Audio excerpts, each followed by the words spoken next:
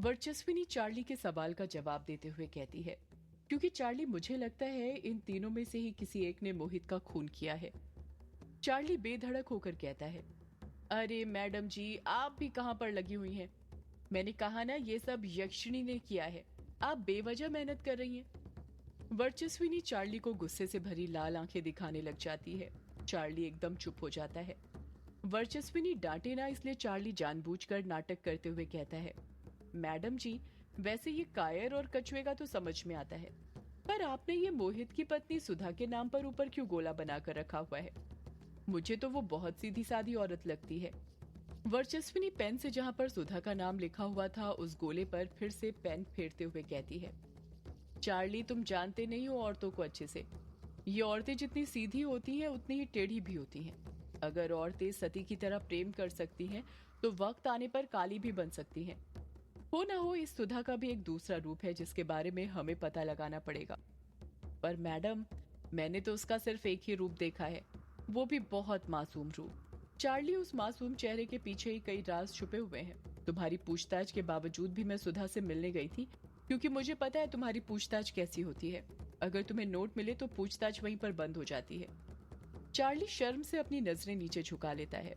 वर्चस्विनी अपनी बात को आगे जारी रखते हुए कहती है, जब सुधा से मैं मिली और मैंने उससे सवाल किए तो उसके जवाब बड़े ही तीखे थे।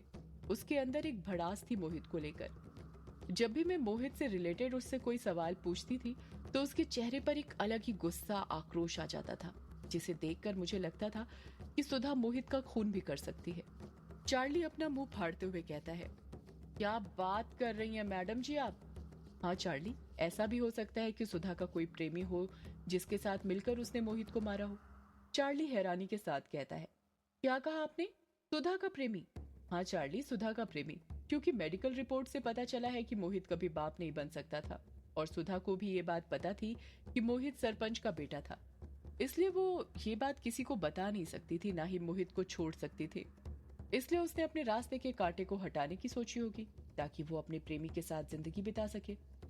नजर रखो इस सुधा पर, देखो ये कहाँ जाती है, किससे मिलती है, क्या करती है। इसकी पूरी दिनचर्या चाहिए मुझे। जी मैडम, 1-2 दिन में मिल जाएगी आपको। चार्ली डायरी को देखते हुए कहता है, ये सुधा का तो मैडम जी समझ आ गया, पर मुझे लगता है ये कायर और कछुए के नाम से आपको गोले हटा देने चाहिए, क्योंकि इनकी तो अच्छी खासी खातिरदारी की थी हमने। कितनी लंबी इंक्वायरी करी थी पर कुछ पता नहीं चला था। पहले मैं भी यही सोच रही थी कि इनको घेरे में ना लें, पर आज मोबाइल लाकर ये दोनों खुद फंस गए हैं। मोबाइल लाकर खुद फंस गए हैं मतलब? आपको मोबाइल में क्या दिख गया? मुझे तो कुछ नहीं दिखा। वो कुछ दिखाने ही वाले थे, उससे पहले ही तो उसका मोबाइल बंद हो गया था ना। हाँ चार्ली, मोबाइल बंद हो गया था, पर तुमने सुना नहीं था क्या? वो जो कायर था वो क्या कह रहा था? चार्ली झट से कहता है, हाँ सुना था ना, वो मैडम जी, वो कायर कह रहा था, मोबाइल चार्जिंग पर लगा दीजिए प्लीज। वर्चस्विनी चार्ली पर चिल्लाते हुए कहती है, तुम न चार्ली बस ऐसे ही फालतू की बातें सुनो, काम की बात तो कभी सुनते ही नहीं हो। चार्ली अपना सिर नीचे झुका लेता है। वर्चस्विनी अपनी बात पूरी करते हुए कहती है, चार्ली, तुमने ये नहीं सुना कि कायर कोई से वीडियो के बारे में बता रहा था जिसमें एक लड़की है और वो कोई सी पूजा की बात कर रहा था? चार्ली अपना सिर खुजाते हुए कहता है, हाँ मैडम जी, ऐसा कुछ सुना तो था। अब वो स्पॉट की फोटो याद करो जो हमने खींची थी, जहां पर जले हुए कमल के फूल और दिया दिखा था। वहां की हालत देखकर भी ऐसा ही लग रहा था जैसे वहां पर कोई सी पूजा की गई हो। वो अजीब सी आकृति जो वहां पर थी, याद आया कुछ? हाँ मैडम, याद आया। वही चार्ली, अब जरा सोचो, कायर को कैसे पता कि वहां पर कोई सी पूजा हुई थी? हो ना हो, ये कायर और कछुआ जरूर हमसे कुछ छुपा रहे हैं। मैडम, वो हमें कुछ दिखाने तो आए थे पर उनका मोबाइल ही बंद हो गया। अब मोबाइल बंद हो गया या फिर उनकी वो कोई चाल थी, ये तो नहीं पता। बस इतना पता है कि कुछ तो इन्हें ऐसा पता है जो हमें नहीं पता। एक काम करो, जिस रात मोहित का खून हुआ था उस रात की इनकी मोबाइल की लोकेशन निकालो। पता करो कि ठेके के बाद कहां पर थे ये सारी रात। मैडम जी, उन दोनों ने बताया तो था कि फट्टे से पीने के बाद वो दोनों ठेके पर ही सो गए थे। वर्चस्विनी चार्ली को घूरते हुए कहती है, तुम भी उनके साथ ठेके पर पीकर सो गए थे क्या चार्ली, जो इतनी गारंटी के साथ बोल रहे हो? ये भी तो हो सकता है वो दोनों हमसे झूठ बोल रहे हो। चार्ली हाँ में अपना सिर हिलाते हुए कहता है, जी मैडम जी, आप ठीक कह रही हैं, मैं लोकेशन निकलवाता हूँ इन दोनों की। इस तरफ अमोदिता अपने कदम ग्रेवयार्ड कोठी की तरफ बढ़ा रही थी। अमोदिता के हाथ में एक स्टील का डिब्बा था जिसे देखकर ऐसा लग रहा था कि उसमें खाने का कुछ सामान रखा हुआ था। अमोदिता अपने कदम ग्रेवयार्ड कोठी की तरफ बढ़ाते हुए कहती है, आज तो चाहे कुछ भी हो जाए, युग जी की फोटो तो मैं खींच कर ही रहूंगी। आज तो मैं घर से ही सोच कर आई हूँ कि क्या बहाना बनाना है, कैसे फोटो खींचनी है। बस युग जी के वो लुच्चे दोस्त ना हो, वो हमेशा मेरा काम बिगाड़ देते हैं। कल भी उन्होंने ही बिगाड़ा था। यही सब बड़बड़ाते हुए अमोदिता ग्रेवयार्ड कोठी पहुंच जाती है।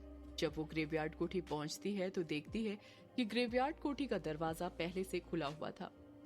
अमोदिता मन ही मन सोचने लग जाती है, ये क्या, आज ये ग्रेवयार्ड कोठी का दरवाजा कैसे खुला है? वैसे तो हमेशा बंद रहता है। अमोदिता मन ही मन शर्माते हुए कहती है, लगता है युग जी को पता होगा कि मैं आने वाली हूँ, इसलिए उन्होंने पहले से ही मेरे लिए खोल कर रखा होगा। इतना सोचकर अमोदिता ग्रेवयार्ड कोठी के अंदर अपना कदम रख देती है। जब वो ग्रेवयार्ड कोठी के अंदर घुसती है तो देखती है कि वहां पर कोई नहीं था। अमोदिता युग को आवाज लगाते हुए कहती है, युग जी, युग जी, कहाँ हैं आप? युग जी, कहाँ पर हैं आप? युग का कुछ जवाब नहीं आता है। अमोदिता खुद से कहती है, लगता है ऊपर वाले कमरे में होंगे जहां पर पहली बार मिले थे। इतना कहकर अमोदिता अपने कदम युग के कमरे की तरफ बढ़ाने लग जाती है। जब वो युग के कमरे के पास पहुंचती है तो देखती है कि युग अपने कमरे में बिस्तर के ऊपर अकेला सो रहा था। युग गहरी नींद में सो रहा था और उसने शर्ट नहीं पहनी हुई थी, जिस कारण उसके सिक्स पैक अमोदिता को साफ साफ दिख रहे थे। अमोदिता मनी मन खुश हो जाती है। ये क्या, युग जी तो सो रहे हैं, वो भी ऐसे। जरूर मैंने कोई सा पुण्य किया होगा कल जो युग जी के ऐसे दर्शन हो रहे हैं मुझे। ऊपर से वो अकेले हैं, यही सही मौका है उनकी फोटो खींचने का। इतना कहकर अमोदिता कमरे के अंदर घुसने लग जाती है। वो जैसे ही पहला कदम कमरे के अंदर रखती है, उसे सिगरेट के धुएं की गंध आने लग जाती है। अमोदिता अपने आसपास देखते हुए कहती है, ये क्या, ये सिगरेट कौन पी रहा है? यहाँ पर तो कोई नहीं है। लगता है मेरी ही नाक खराब हो गई है। खैर छोड़ो, जिस काम के लिए आई हूँ वो करती हूँ। अमोदिता सिगरेट की गंध को इग्नोर मार देती है और युग के पास जाने लगती है। अमोदिता युग के पास बिस्तर पर ही बैठ जाती है। अमोदिता अपने साथ जो स्टील का डिब्बा लाई थी उसे बिस्तर के ऊपर रखती है और अपना मोबाइल निकालकर उसका कैमरा ऑन करके युग की फोटो खींचने लग जाती है। अमोदिता युग की फोटो खींचने ही वाली थी कि तभी मोबाइल के अंदर वो देखती है कि फोटो के अंदर युग की आंखें बंद थी। अमोदिता खुद से कहती है, अरे ये क्या, इसमें तो युग जी की आंखें बंद है। अगर ये फोटो ले गई तो माँ फिर कमी निकालने लग जाएगी और कहेगी कि नालायक लड़की, तू एक काम ढंग से नहीं कर सकती। फोटो खींचकर लाई, उसमें भी युग की आंखें बंद है। इससे वशीकरण नहीं हो पाएगा। जाकर दूसरी फोटो खींच कर आ। अमोदिता मुंह बनाते हुए कहती है, वैसे भी माँ को कमियां निकालने के सिवा आता ही क्या है। कभी मेरे काम में कमी निकालती रहती है, कभी मेरे रंग में। अब भगवान ने मुझे काला बनाया है तो इसमें मेरी क्या गलती है? सारी गलती ना मेरी फूटी किस्मत की है जो मैं इंडिया में जन्मी। हमारे इंडिया में पता नहीं क्यों गोरे रंग को खूबसूरत और काले रंग को बदसूरत बोला जाता है। ये लोग ये क्यों भूल जाते हैं कि काली माँ का रंग भी काला ही था। इसका मतलब ये तो नहीं ना कि वो बदसूरत थी, सुंदर तो वो भी थी ना। इतना कहकर अमोदिता अपने मोबाइल का कैमरा बंद कर देती है और सोचती है कि जो प्लान बनाकर आई थी उसी प्लान से युग जी की फोटो खींचूंगी, वही ठीक रहेगा। अभी अमोदिता ने अपने मोबाइल का कैमरा बंद ही किया था कि उसकी सीधी नजर युग के सीने पर पड़ती है, जो कि शर्टलेस था। युग के सिक्स पैक किसी हीरो की तरह उभर रहे थे, जिन्हें देखकर अमोदिता युग की दीवानी हो गई थी।